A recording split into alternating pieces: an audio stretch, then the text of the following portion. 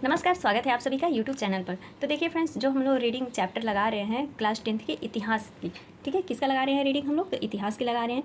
तो चलिए, कल हम लोग कौन सा लगाए थे? खंड 1 का जो दूसरा चैप्टर था हमारा, भारत में राष्ट्रवाद, उसी का चल रहा है और आज ये ख़त्म हो जाएगा। तो चलिए बढ़ते हैं अपने चैप्टर की तरफ। और आज जो हमारा टॉपिक है वो है सविनय अवज्ञा की ओर, यानी सविनय अवज्ञा आंदोलन की ज़रूरत क्यों पड़ी, क्यों करना पड़ा ये आंदोलन, इसके बारे में हमें देखना है। देखिए फ्रेंड्स, अगर कहीं पर मिस्टेक हो जाता है तो प्लीज़ उसे क्षमा कीजिएगा। और जो भी अगर नए लोग हों, कुछ मतलब कमेंट्स या कुछ सुझाव देना चाहते हैं तो प्लीज़ कमेंट्स ज़रूर करिए। देखिए, फरवरी 1922 में महात्मा गांधी ने असहयोग आंदोलन वापस लेने का फैसला कर लिया। उसके आगे हम लोग चैप्टर रीडिंग कर रहे हैं। फैसला कर लिया क्योंकि चौरा चौरी जो कांड हो गया था ना, तो उसी के उपलक्ष्य में उन्होंने क्या कहा कि असहयोग जो आंदोलन है उसको वापस ले लेना चाहिए। उनका एक कथन है जिसको कि आप लोगों को ध्यान में रखना होगा, क्योंकि कथन से ही आज का सबसे ज़्यादा प्रश्न पूछा जा रहा है कि कौन सा सत्य है, कौन सा असत्य है। तो एक एक लाइन पढ़ना बहुत ज़रूरी है। तथा महात्मा गांधी को लगता था कि आंदोलन जो है हिंसक होते जा रहा है और सत्याग्रहियों को व्यापक प्रशिक्षण की ज़रूरत है। कांग्रेस के कुछ नेता इस तरह के जन संघर्षों से थक चुके थे। वे 1919 के गवर्नमेंट ऑफ इंडिया एक्ट के तहत गठित की गई प्रांतीय परिषदों के चुनाव में हिस्सा लेना चाहते थे। जो गठित की गई थी ना प्रांतीय परिषद, उसमें क्या चाहते थे? हिस्सा लेना चाहते थे। उनको लगता था कि परिषदों में रहते हुए ब्रिटिश नीतियों का विरोध किया जा सकता है। मतलब अगर हम लोग परिषद में घुस जाएंगे तो उनकी नीतियों को समझ पाएंगे और उनके अकॉर्डिंग उसका हम विरोध कर सकेंगे। विरोध करना, सुधारों की वकालत करना और यह दिखाना भी महत्वपूर्ण है कि ये परिषदें लोकतांत्रिक संस्था नहीं है, मतलब लोगों के लिए ये नहीं है। CR दास और मोतीलाल नेहरू ने परिषद राजनीति में वापस लौटने के लिए कांग्रेस के भीतर ही स्वराज पार्टी का गठन कर दिया था। किए थे ना स्वराज पार्टी का गठन 1923 ईस्वी में। तो स्वराज पार्टी का गठन किया। जवाहरलाल नेहरू और सुभाष चंद्र बोस जैसे युवा नेता जो ज़्यादा उग्र आंदोलन और पूर्ण स्वतंत्रता के लिए क्या बना रहे थे? तो दबाव बना रहे थे। तो ये सारे पॉइंट इंपॉर्टेंट है। आगे बढ़ते हैं। आंतरिक बहस और असहमति के इस माहौल में दो ऐसे तत्व थे जिन्होंने 20 के दशक में, यानी 20वीं शताब्दी के दशक में आखिरी सालों में भारतीय राजनीति की रूपरेखा एक बार फिर से बदल दी। पहला कारण क्या था? तो वो था विश्वव्यापी आर्थिक मंदी का असर। आर्थिक मंदी, विश्व स्तर पर आर्थिक मंदी कब छा गई थी? तो 1929 से 30 तक। 1926 से कृषि उत्पादनों की कीमतें गिरने लगी थी और 1930 के बाद तो पूरी तरह से धराशायी हो गई। जो कृषि उत्पादन थी वो पूरी तरह से धराशायी हो गई। कृषि उत्पादनों की मांग गिरी और निर्यात कम होने लगा। किसानों को अपनी उपज बेचना और लगान चुकाना भी भारी पड़ने लगा था। 1930 तक ग्रामीण इलाके में भारी उथल पुथल होने लगा। मतलब देखिए, जब अनाज नहीं होगा तो ग्रामीण इलाकों में तो भूखमरी की स्थिति आ ही जाएगी। तो इसलिए उथल पुथल होने लगा। इस पृष्ठभूमि में ब्रिटेन की नई जो टोरी थी, अब सविनय अवज्ञा आंदोलन का क्यों जरूरत पड़ा? क्योंकि देखिए यहाँ पर जो ब्रिटेन की नई टोरी सरकार थी वो सर जॉन साइमन के नेतृत्व में एक वैधानिक आयोग का गठन कर देती है, जिसे कि साइमन कमीशन कहा जाता है। और उसमें सभी सदस्य क्या रहते हैं? तो सभी सदस्य अंग्रेज रहते हैं। एक भी उसमें भारतीय सदस्य नहीं रहता है। जब तुम भारतीयों के बारे में जानकारी लेने आ रहे हो तो उसमें तो भारतीय सदस्य होने चाहिए। जब भारतीय सदस्य नहीं होते हैं तब 1928 में जब साइमन कमीशन भारत पहुंचता है तो उसका स्वागत किससे किया जाता है? तो साइमन कमीशन वापस जाओ, साइमन कमीशन गो बैक के नारे लगाए जाते हैं। कांग्रेस और मुस्लिम लीग की सभी पार्टियों ने प्रदर्शनों में हिस्सा लिया। मतलब सभी पार्टियों ने इस प्रदर्शन में हिस्सा लिया। इस विरोध को शांत करने के लिए वायसराय जो लॉर्ड इरविन था वो अक्टूबर 1929 में भारत के लिए एक डोमिनियन स्टेट का गोलमेज सम्मेलन का ऐलान कर देता है। उन्होंने इस बारे में कोई समय सीमा भी नहीं बताई थी। कौन? Lord Irwin. उन्होंने सिर्फ इतना कहा कि भावी संविधान के बारे में चर्चा करने के लिए यह गोलमेज सम्मेलन आयोजित किया गया है। मतलब भारत के बारे में, उसके संविधान की चर्चा करने के लिए गोलमेज सम्मेलन का आयोजित किया जा रहा है। इस प्रस्ताव से कांग्रेस के नेता संतुष्ट नहीं थे। जवाहरलाल नेहरू और सुभाष चंद्र बोस के नेतृत्व में कांग्रेस का जो तेज तरार खेमा था, गुट होता है ना, जो खेमा था, वो आक्रामक तेवर अपनाने लगा था। उदारवादी और मध्यम वर्गीय नेता ब्रिटिश डोमिनियन के भीतर ही संवैधानिक व्यवस्था के पक्ष में थे। अच्छा, जो उदारवादी नेता थे और मध्यम वर्ग के जो नेता थे वो ब्रिटिश डोमिनियन के भीतर ही संवैधानिक व्यवस्था के पक्ष में थे। लेकिन इस खेमे का प्रभाव घटता जा रहा था। दिसंबर 1929 में जवाहरलाल नेहरू की अध्यक्षता में कांग्रेस के लाहौर अधिवेशन में पूर्ण स्वराज की मांग की गई, जिसको कि औपचारिक रूप से क्या कर लिया जाता है? तो मान लिया जाता है। कांग्रेस के लाहौर अधिवेशन में यह तय किया जाता है कि 26 जनवरी 1930 को स्वतंत्रता दिवस के रूप में मनाया जाएगा और उस दिन लोग पूर्ण स्वराज के लिए संघर्ष की क्या करेंगे? शपथ लेंगे। मतलब पूर्ण स्वराज, पूरी तरह से स्वतंत्र कराने की शपथ लेंगे। लेकिन इस उत्सव की ओर बहुत ही कम लोग ध्यान देते हैं। अब स्वतंत्रता के इस अमूर्त विचार को जो जो कि मतलब जो दिखाई नहीं दे रहा था स्वतंत्रता का यह विचार, उसको महात्मा गांधी कोई नया रास्ता ढूंढ रहे थे जिससे कि जो लोग हैं, जो रोज़मर्रा की ज़िंदगी है, उसमें उस विचार को जोड़ सके, लोगों के अंदर डाल सके स्वतंत्रता शब्द को। तो इसी के उपलक्ष्य में ये आता है, वो क्या योजना ढूंढ लेते हैं। तो इस चैप्टर को तो आप लोग बिल्कुल इग्नोर नहीं कीजिएगा। देखिए नमक कानून हो गया, फास्ट मोड में ही करके आप लोग ज़रूर देख लीजिएगा इस चैप्टर को। अब उसके बाद जो नेक्स्ट पॉइंट आता है वो आता है नमक यात्रा और सविनय अवज्ञा आंदोलन। देश को एकजुट करने के लिए देखिए महात्मा गांधी को क्या सूझता है, तो नमक एक शक्तिशाली प्रतीक दिखाई देता है, क्योंकि नमक के बिना कोई नहीं रह सकता है और अंग्रेज नमक कर लगाते ही थे नमक पर भी। तो 31 जनवरी 1930 को उन्होंने वायसराय इरविन को एक क्या लिखा, खत लिखा। इस खत में उन्होंने 11 मांगों का उल्लेख किया, यानी 11 सूत्री मांग का उल्लेख करते हैं। इनमें से कुछ क्या मांगे थी, तो कुछ मांगे जो थी वो सामान्य थी, पॉइंट ध्यान में रखते जाना है, और जबकि कुछ मांगे उद्योगपतियों से रिलेटेड थी, कुछ किसानों से जुड़ी हुई थी, किसानों के तबके से जुड़ी हुई थी। गांधी जी इन मांगों के जरिए समाज के सभी वर्गों को अपने साथ जोड़ना चाहते थे ताकि सभी उनके अभियान में शामिल हो सके।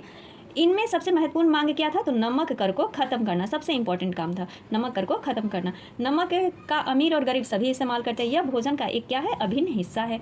इसीलिए नमक कर और उसके उत्पादन पर सरकारी जो इज़्ज़ेदारी को महात्मा गांधी ने ब्रिटिश शासन का सबसे दमनकारी पहलू बताया था। जो नमक पर कर लगाते थे ना, उसको क्या बताया, तो ब्रिटिश शासन का सबसे दमनकारी पहलू बताया था, अत्याचारी पहलू। महात्मा गांधी का एक यह पत्र एक अल्टीमेट चेतावनी की तरह था, मतलब ये पत्र मतलब ऐसे ही दे दिए थे एक चेतावनी की तरह। और उन्होंने क्या लिखा था कि अगर, देखिए धमकी की तरह, कि अगर 11 मार्च तक उनकी मांगें नहीं मानी गई तो सविनय अवज्ञा आंदोलन छेड़ दिया जाएगा। सविनय अवज्ञा आंदोलन को क्या कर दिया जाएगा, यानी शुरू कर दिया जाएगा। इरविन झुकने को तैयार नहीं था, जिसके फलस्वरूप क्या होता है कि महात्मा गांधी अपने 78 विश्वस्त वॉलंटियरों के साथ नमक यात्रा शुरू कर देते हैं। मतलब जो उनके 78 सहयोगी रहते हैं उनके साथ क्या करते हैं, नमक यात्रा शुरू कर देते हैं। अब ये देखिए इधर पॉइंट आपको सारे नोट्स कर लेने चाहिए।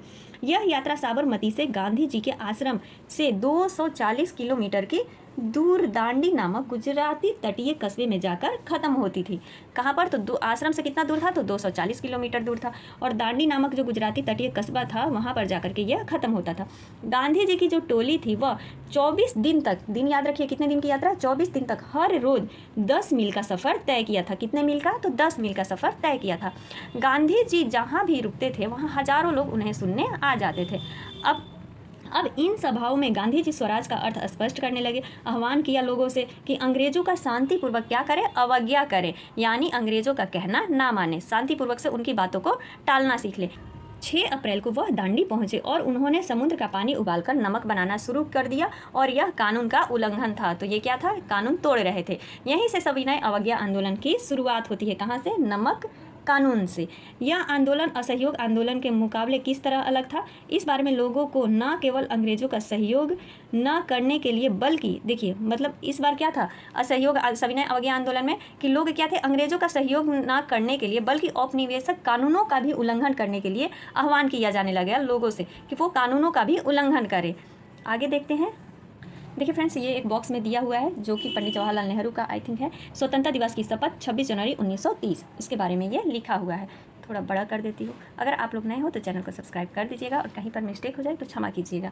हमारा विश्वास है कि किसी भी समाज की तरह भारतीय जनता का भी यह एक अहरणीय अधिकार है, उन्हें आज़ादी मिले, अपनी मेहनत का फल मिले और जीवन की सभी आवश्यकताएं पूरी हो, जिससे उन्हें आगे बढ़ने के परिपूर्ण अवसर मिल सके। हमारा यह भी विश्वास है कि यदि कोई भी सरकार अपनी जनता को इन अधिकारों से वंचित रखती है और दबाती है तो जनता को भी सरकार को बदलने या उसे समाप्त करने का अधिकार है। भारत में ब्रिटेन सरकार ने न केवल भारतीय जनता का स्वतंत्रता से वंचित रखा, बल्कि उसने जनता का शोषण भी किया और देश को आर्थिक, राजनीतिक, सांस्कृतिक एवं आध्यात्मिक स्तर पर नष्ट भी कर दिया। इसीलिए हमारा विश्वास है कि भारत को अनिवार्य रूप से ब्रिटेन के साथ अपने सभी संबंधों को क्या कर देना चाहिए, समाप्त करके पूर्ण स्वराज प्राप्त करना चाहिए। तो ये एक कथन था। देखिए नमक कानून का जो हो रहा था ना, दांडी यात्रा, उसकी ये एक तस्वीर है। अब देखिए वो शुरू तो किए थे 78 लोगों से, लेकिन विभिन्न अलग अलग जगहों से उनके साथ हजारों लोग नमक कानून में जुड़ने लगे। सरकारी नमक कारखानों के सामने उन्होंने प्रदर्शन किया। आंदोलन फैला तो विदेशी कपड़ों का भी बहिष्कार किया जाने लगा। शराब की दुकानों की पिकेटिंग होने लगी, मतलब शराब की दुकानों में किसी को घुसने नहीं दिया जा रहा था। किसानों ने लगान और चौकीदारी कर चुकाने से इनकार कर दिया। ये क्वेश्चन तो आया था स्टेट वाला में भी कि किस आंदोलन के दौरान चौकीदारी कर आंदोलन शुरू किया गया था। तो ये नमक कानून के दौरान ही गाँवों में तैनात कर्मचारी इस्तीफे देने लगे। बहुत सारे स्थानों पर जंगलों में जो रहने वाले वन कानूनों का उल्लंघन करने लगे। वे लकड़ी बीनने और मवेशियों को चराने के लिए भी आरक्षित वनों में घुसने लगे। मतलब हर तरह से वो कानून का उल्लंघन करने लगे। इस घटनाओं से चिंतित औपनिवेशिक सरकार कांग्रेसी नेता को गिरफ्तार करने लगी। अब देखिए ब्रिटिश जो सरकार है वो क्या हो जाती है, तिलमिला जाती है इतने से, और सभी को सरकार जो भी कांग्रेसी नेता होते हैं उनको गिरफ्तार करने लगती है। बहुत सारे स्थानों पर हिंसक टकराव होने लगता है। अप्रैल 1930 में जब महात्मा गांधी के समर्पित साथी अब्दुल गफ्फार खान, जिनको कि सीमांत गांधी के नाम से भी जाना जाता है, उनको गिरफ्तार कर लिया जाता है तो भीड़ क्या होती है, घुसा जाती है और सशस्त्र बख्तर बंद गाड़ियों और पुलिस की गोलियों का सामना करते हुए सड़कों पर उतर जाती है। बहुत सारे लोग इसमें मारे भी जाते हैं। बाद में जब महात्मा गांधी को गिरफ्तार कर लिया जाता है तो सोलापुर के औद्योगिक मजदूर, देखिए नाम याद रखिए, सोलापुर के, जब महात्मा गांधी को गिरफ्तार किया जाता है तब सोलापुर के औद्योगिक मजदूरों ने अंग्रेजी शासन के प्रतीक पुलिस चौकियों, नगर पालिका भवनों, अदालतों और रेलवे स्टेशनों पर हमले करने शुरू कर देते हैं। भयभीत सरकार क्या करती है, अब निर्मम मतलब रास्ता क्या अपनाती है, तो अलग अलग रास्ता अपनाने लगती है। शांतिपूर्ण सत्याग्रहियों पर क्या करने लगती है, तो हमले करने लगती है। और तो वो बच्चों को मारा पीटा जाने लगा और लगभग 1 लाख लोगों को गिरफ्तार कर लिया जाता है इस आंदोलन के दौरान। कितने लोगों को, तो 1 लाख लोगों को। महात्मा गांधी ने एक बार फिर से आंदोलन को वापस ले लेते हैं। जो ये सविनय अवज्ञा आंदोलन चला था, इसको एक बार फिर से क्या करते हैं, वापस ले लेते हैं। पहले क्या लिए थे, असहयोग आंदोलन, और फिर यहाँ पर इसको भी ले लेते हैं। 5 मार्च 1931 को उन्होंने इरविन के साथ एक समझौता पर दस्तखत कर दिया। इस गांधी इरविन समझौते के जरिए गांधी जी लंदन में होने वाले दूसरे गोलमेज सम्मेलन में हिस्सा लेने अपनी सहमति व्यक्त करते हैं कि मतलब मुझे गोलमेज सम्मेलन में, द्वितीय गोलमेज सम्मेलन में जाना है, क्योंकि इतनी सारी हिंसाएं होने लगती है जिसके कारण वो इरविन के साथ एक समझौता कर लेते हैं। लेकिन देखिए यहाँ पर गांधी जी क्या शर्त रखते हैं कि हम तभी मतलब गोलमेज सम्मेलन में आएंगे जब सरकार राजनीतिक जो कैदियों को रिहा करने पर राजी होगी, तभी क्या करेंगे, वो गोलमेज सम्मेलन में आएंगे। इसी शर्त पर वो साइन करते हैं। दिसंबर 1931 में सम्मेलन के लिए गांधी जी लंदन गए। यह वार्ता बीच में ही टूट गई और उन्हें निराश वापस लौटना पड़ा। यहाँ आकर उन्होंने पाया कि सरकार ने नए सिरे से दमन क्या किया है, शुरू कर दिया है। गफ्फार खां और जवाहरलाल नेहरू दोनों जेल में थे। कांग्रेस को गैर कानूनी घोषित कर दिया गया था। सभाओं, प्रदर्शनों और बहिष्कार जैसी गतिविधियों को रोकने के लिए सख्त कदम उठाए जा रहे थे। भारी आशंकाओं के बीच महात्मा गांधी ने सविनय अवज्ञा आंदोलन दोबारा शुरू फिर कर दिया। मतलब स्थगित करते हैं गोलमेज सम्मेलन में जाने के लिए, और फिर क्या करते हैं, जब आकर देखते हैं तो कोई स्थिति सुधार नहीं रहती है तो फिर से दोबारा शुरू कर देते हैं। और साल भर तक आंदोलन चला, लेकिन 1934 तक आते आते क्या हो जाता है, ये मंद पड़ जाता है। अब अगला पॉइंट है कि इसमें आखिर आंदोलन में लोगों ने कैसे भाग लिया, उन्हें आंदोलन में हिस्सा क्यों लिया, उनके क्या आदर्श थे, उनके लिए क्या स्वराज का मायने था, इन सभी को इसमें जानेंगे। तो देखिए गाँव में संपन्न जो किसान समुदाय थे, जैसे गुजरात के कौन थे, पाटीदार थे, और उत्तर प्रदेश के जाट आंदोलन में सक्रिय रूप से भाग लिए। व्यावसायिक फसलों की खेती करने के कारण व्यापार मंदी और गिरती कीमतों से वे बहुत परेशान थे। कौन, जो व्यावसायिक थे। जब उनकी नगद आय खत्म होने लगी तो उनके लिए सरकारी लगान चुकाना भी क्या हो गया था, नामुमकिन हो गया। सरकार लगान कम करने को तैयार नहीं थी। चारों तरफ असंतोष था। संपन्न किसानों ने सविनय अवज्ञा आंदोलन में बढ़ चढ़कर समर्थन किया। जब अंग्रेज जो थे उनके लगान को माफ़ करने के लिए तैयार नहीं हुई तो क्या किए, चारों तरफ से जब वो असंतोष हो गए तो जो संपन्न किसान थे उन्होंने सविनय अवज्ञा आंदोलन में बढ़ चढ़कर हिस्सा लिया, यानी उसका समर्थन किया। उन्होंने अपने समुदाय को एकजुट किया और कई बार जो अनिच्छुक सदस्य थे उनको भी बहिष्कार करने के लिए मजबूर किया गया। ये सारे जो किसान थे ना, वो उनको भी शामिल कर लेते हैं और बहिष्कार करने के लिए क्या करते हैं, तो मजबूर करते हैं। उनके लिए स्वराज की लड़ाई भारी लगान के खिलाफ लड़ाई थी। लेकिन जब 1931 में लगानों के हटाए बिना आंदोलन वापस ले लिया गया तो उन्हें बड़ी निराशा हुई। 1931 में फिर ये आंदोलन क्या कर लिया जाता है, हटा लिया जाता है, तो उन्हें बड़ी क्या होती है, निराशा होती है। फलस्वरूप जब 1932 में आंदोलन दोबारा शुरू हुआ तो उनमें से बहुतों ने उसमें हिस्सा लेने से इनकार कर दिया। फिर से दोबारा जब 1932 में शुरू होता है तो वो क्या करते हैं कि उसमें हिस्सा लेने से मना कर देते हैं। यहाँ पर हम लोग देखे थे ना कि 5 मार्च 1931 को गांधी मतलब वापस ले लेते हैं और इरविन समझौता करने लगते हैं, दूसरा गोलमेज सम्मेलन में भाग लेते हैं। तभी वो क्या करते हैं, कुछ लोग निराश हो जाते हैं और इसमें हिस्सा लेने से इनकार कर देते हैं। गरीब किसान केवल लगान में कमी नहीं चाहते थे, उनमें बहुत सारे किसान जमींदारों से पट्टे पर जमीन लेकर खेती कर रहे थे। महामंदी लंबी खींची और नगद आमदनी गिरने लगी तो अब इस बॉक्स में दिए पॉइंटों को समझते हैं कि क्रांति की इस पूजा वेदी पर हम अपना यौवन नैवेद्य के रूप में लाए हैं। बहुत सारे राष्ट्रवादियों को लगता था कि अंग्रेजों के खिलाफ संघर्ष अहिंसा के जरिए पूरा नहीं हो सकता। 1928 में दिल्ली स्थित फिरोजा शाह कोटला मैदान में हुई एक बैठक में हिंदुस्तान सोशलिस्ट रिपब्लिक आर्मी यानी HSRA की स्थापना की गई। कहाँ पर की गई थी? तो कोटला मैदान में, फिरोज शाह कोटला मैदान में। सारे ये पॉइंट फिरोज शाह कोटला मैदान में कब? 1928 में दिल्ली में स्थित हिंदुस्तान सोशलिस्ट रिपब्लिक आर्मी की स्थापना की गई थी। इनमें मुख्य नेता कौन कौन थे? तो भगत सिंह, जतिन दास और अजय घोष शामिल थे इनके नेताओं में। देश के विभिन्न भागों में कार्रवाइयाँ करते हुए HSRA ने ब्रिटिश सत्ता के कई प्रतीकों को निशाना बनाया। 1929 में भगत सिंह और बटुकेश्वर दत्त ने लेजिस्लेटिव असेंबली में बम फेंका। उसी साल उस ट्रेन को उड़ाने का भी प्रयास किया गया जिसमें लॉर्ड इरविन यात्रा कर रहे थे। जिस समय भगत सिंह पर मुकदमा चला और उन्हें फांसी दी गई, उस समय उनकी उम्र केवल 23 साल की थी। अपने मुकदमे के दौरान भगत सिंह ने कहा, बम और पिस्तौल की उपासना नहीं करते बल्कि समाज में क्रांति चाहते हैं। तो देखिए ये एक कथन स्टेटमेंट, इसको याद कर लीजिएगा। ये किसने कहा था? तो भगत सिंह ने कहा था। क्रांति मानव जाति का जन्मजात अधिकार है जिसका अपहरण नहीं किया जा सकता। ये इन्हीं का कथन है। स्वतंत्रता प्रत्येक मनुष्य का जन्मसिद्ध अधिकार है। श्रमिक वर्ग में ही समाज का वास्तविक पोषक है। जनता की सर्वोपरि सत्ता की स्थापना श्रमिक वर्ग का अंतिम लक्ष्य है। इन आदर्शों के लिए और इस विश्वास के लिए हमें जो भी दंड दिया जाएगा, हम उसका सहर्ष स्वागत करेंगे। क्रांति की इस पूजा वेदी पर हम अपना यौवन नैवेद्य के रूप में लाए हैं, क्योंकि ऐसे महान आदर्श के लिए बड़े से बड़ा त्याग भी कम है। हम संतुष्ट हैं और क्रांति के आगमन की उत्सुकता पूर्वक प्रतीक्षा कर रहे हैं। इनकलाब जिंदाबाद। ये किसने कहा? तो ये सारे कथन भगत सिंह के चल रहे थे।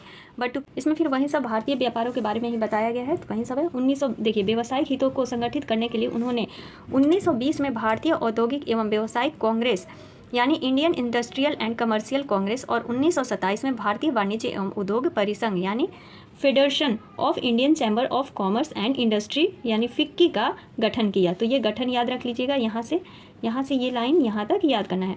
पुरुषोत्तम दास ठाकुर दास और GD बिड़ला जैसे जाने माने उद्योगपतियों के नेतृत्व में उद्योगपतियों ने भारतीय अर्थव्यवस्था पर औपनिवेशक नियंत्रण का विरोध किया और पहले सिविल नाफरमानी आंदोलन का समर्थन किया। उन्होंने आंदोलन को आर्थिक सहायता दी और आयातित वस्तुओं को खरीदने या बेचने से भी इनकार कर दिया। मतलब जो आ रहा था ना उसको खरीदने और बेचने से भी इनकार कर दिया। ज़्यादातर व्यवसायी स्वराज को एक ऐसे युग के रूप में देखते थे जहां कारोबार पर औपनिवेशक पाबंदियां नहीं होगी। और क्या था? तो और व्यापार व उद्योग निर्बाध ढंग से फल फूल सकेगा। गोलमेज सम्मेलन की विफलता के बाद व्यावसायिक संगठनों का उत्साह भी मंद पड़ गया। गोलमेज सम्मेलन मतलब विफल रहा ना, तो मंद पड़ गया। उन्हें उग्र गतिविधियों का भय था। वे लंबे असंति की आशंका और कांग्रेस के युवा सदस्यों में समाजवाद के बढ़ते प्रभाव से डरे हुए थे। कौन? जो व्यवसायी थे, जो उद्योगपति थे, वो सब डरे हुए थे। आगे देखते हैं जो मेन पॉइंट है। आगे देखिए 1930 में रेलवे कामगारों की और 1932 में गोदी कामगारों की हड़ताल हुई। 1930 में छोटा नागपुर के टीन खानों के हजारों मजदूरों ने गांधी टोपी पहनकर रैलियां और बहिष्कार अभियानों में हिस्सा लिया। तो कहाँ के? तो छोटा नागपुर के टीन खानों के। तो कहाँ के मजदूरों ने हिस्सा लिया था गांधी जी की टोपी पहनकर? तो छोटा नागपुर के टीन खानों के हजारों मजदूरों ने हिस्सा लिया था। अब और क्या हमारा जो पॉइंट है उसको देखते हैं।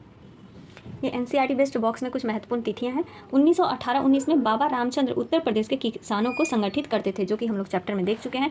अप्रैल 1919 में रॉलेट एक्ट के खिलाफ गांधीवादी हड़ताल, जलियांवाला बाग हत्याकांड हुआ था।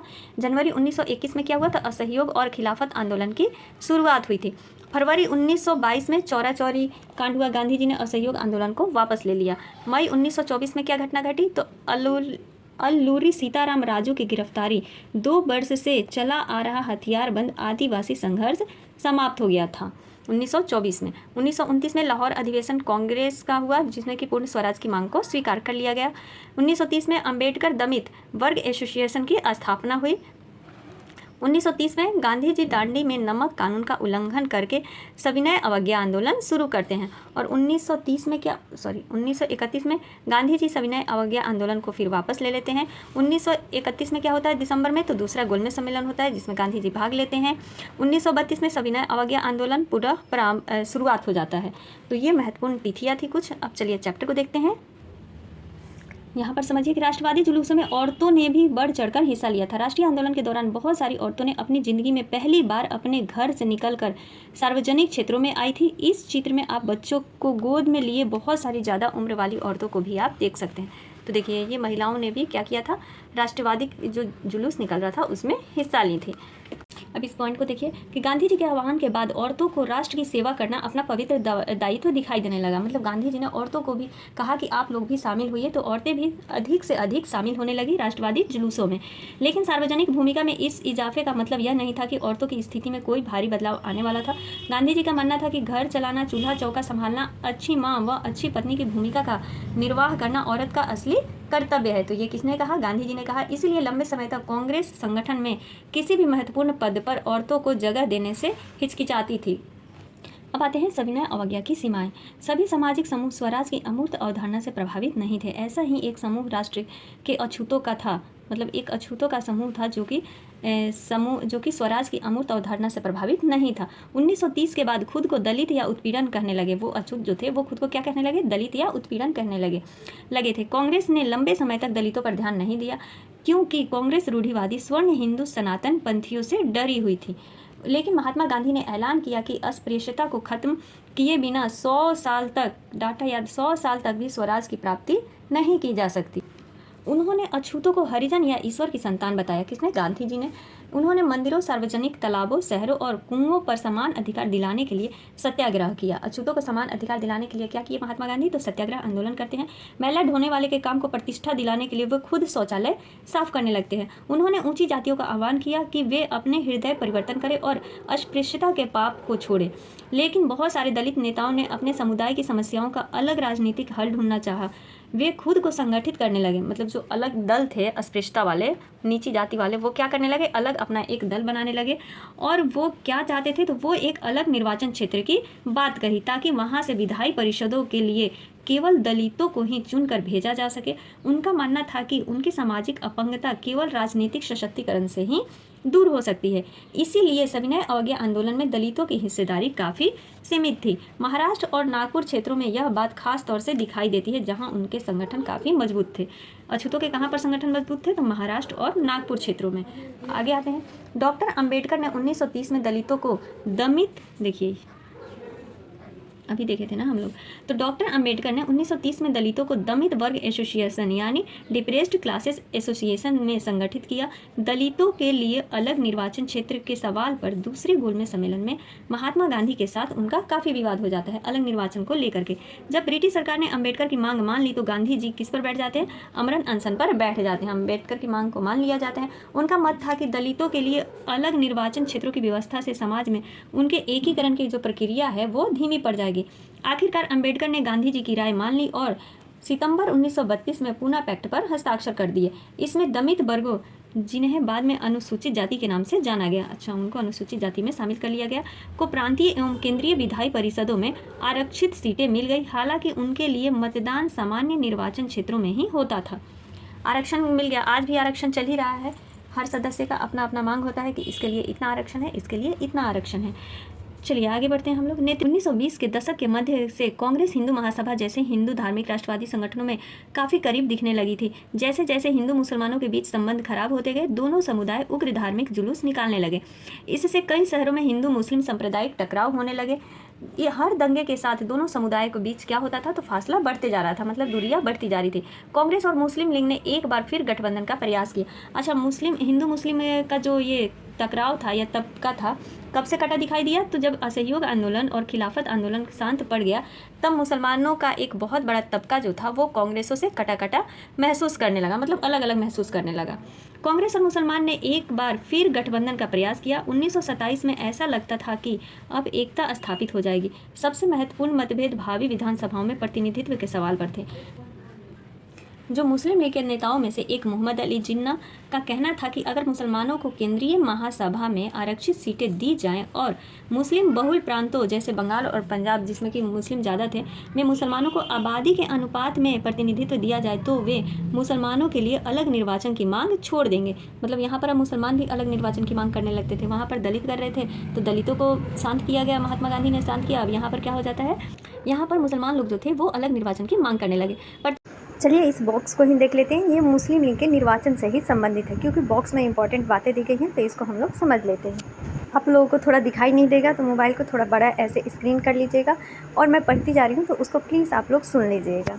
क्वालिटी बढ़ा करके देख लीजिएगा। देखिए 1930 में मुस्लिम लीग के अध्यक्ष सर मोहम्मद इकबाल ने मुसलमानों के लिए अल्पसंख्यक राजनीतिक हितों की रक्षा के उद्देश्य से अलग निर्वाचिका की जरूरत पर एक बार फिर जोर देते हैं।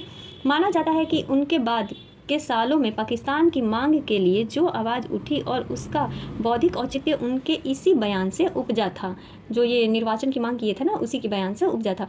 उन्होंने जो कहा वह इस प्रकार था, मुझे यह कहने में जरा भी हिचकिचाहट नहीं कि अगर अस्थायी सांप्रदायिक बंदोबस्त के तौर पर भारतीय मुसलमान को उसके अपने भारतीय होमलैंड में अपनी संस्कृति और परंपरा के अनुसार पूर्ण एवं स्वतंत्र विकास का अधिकार दिया जाए तो वह भारत की स्वतंत्रता के लिए अपना सब कुछ न्यौछावर करने को तैयार हो जाएगा। प्रत्येक समूह को अपने तरीके से स्वतंत्र विकास का अधिकार है। यह सिद्धांत किसी संकुचित सांप्रदायिकता की भावना से नहीं उपजा है।